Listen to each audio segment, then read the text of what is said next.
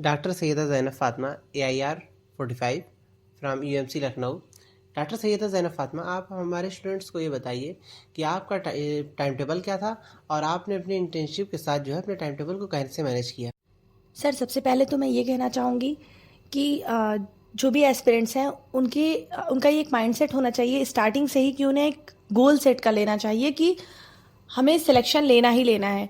क्योंकि अगर हमारे मन में थोड़ा सा भी ये डाउट रहता है कि अगर हमारा सिलेक्शन नहीं हुआ तो हम ये कर लेंगे, तो फिर बहुत प्रॉब्लम आती है। सबसे पहले तो आपके मन में पूरा ये यकीन होना चाहिए कि अगर हम मेहनत करेंगे तो अल्लाह ताला हमें ज़रूर देगा।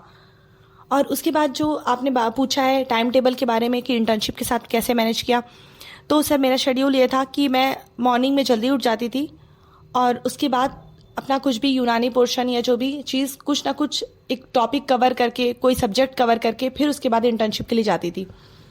फिर और वहाँ पे भी मैं नोट्स लेके जाती थी, शॉर्ट नोट्स जो हैंड रिटन नोट्स थे मेरे, उन्हें मैं लेकर जाती थी साथ में, ताकि जब भी मुझे टाइम मिले मैं छोटे छोटे टॉपिक्स कवर कर सकूँ। और ज़्यादातर मैंने जो मॉडर्न पोर्शन था वो हॉस्पिटल में ही रह के कवर कर लिया था, जैसे कि गायनी था, ऑब्स था, तो जहाँ जहाँ पे मेरी ड्यूटी लगती थी उसी के अकॉर्डिंग मैं उन डॉक्टर्स के से पूछ भी लेती थी, मुझे डाउट होता था और वो लोग मेरी हेल्प भी कर देते थे। 8 से 2 इंटर्नशिप होती थी, फिर आने के बाद नमाज खाना, फिर थोड़ा सा रेस्ट करने के बाद फिर से पढ़ाई करने बैठती थी। और फिर मैं बहुत देर तक नहीं पढ़ पाती थी क्योंकि सुबह जल्दी उठना होता था।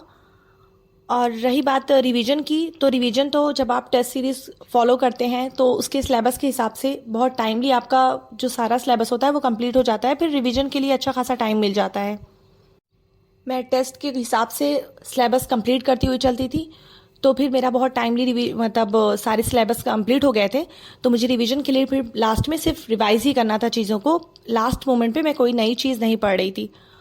और टेस्ट पेपर और जो प्रीवियस ईयर के क्वेश्चंस थे उसके लिए मैंने स्पेसिफिक टाइम फिक्स कर लिया था। उस टाइम में मैं क्वेश्चन पेपर लगाती थी, प्रीवियस ईयर क्वेश्चन पेपर, और लास्ट टाइम पे आते आते जो भी पहले मैंने टेस्ट पेपर अटेम्प्ट किए थे उनको दोबारा से लगाना, सब्जेक्ट वाइज भी और मॉक टेस्ट भी जो कंप्लीट सिलेबस के हुए थे वो भी सारे मैंने फिर से लगाए थे।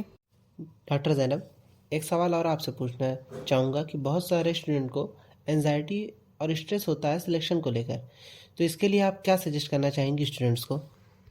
जी सर, प्रिपरेशन के फेज़ में तो ये बहुत बार होता है कि कभी ऐसा होता है कि किसी टेस्ट में हमारे मार्क्स ख़राब हो गए या फिर हमारा कोई पढ़ा हुआ क्वेश्चन हमसे गलत हो गया, तो बहुत ज़्यादा एंजाइटी हो जाती है कि क्या होगा। तो सर इसके लिए जो मैं करती थी कि मैं अपने किसी फ्रेंड से बात कर लेती थी, किसी टीचर से बात कर लेती थी, किसी ऐसे पर्सन से जो हमें पॉजिटिव वाइब्स दे, जो हमें यकीन दिलाए कि नहीं हम कर सकते हैं। तो मैं इस चीज़ को ऐसे ही टैकल करती थी कि मैं किसी ना किसी से बात कर लेती थी। और सर मैं ये भी बोलना चाहूँगी कि हमें अपने जो डेली रूटीन में स्ट्रेस जो ऐसे रहता है प्रिपरेशन फेज़ में, तो हमें उसके लिए सर पाँचों वक्त की नमाज़ पढ़नी चाहिए, तिलावत करनी चाहिए। ये सब चीज़ें जो होती हैं बहुत माइंड को फ्रेश रखती हैं। तो एक बार फिर से doctor Zainab, many many congratulation for AIR 45। Thank you so much. Thank you sir.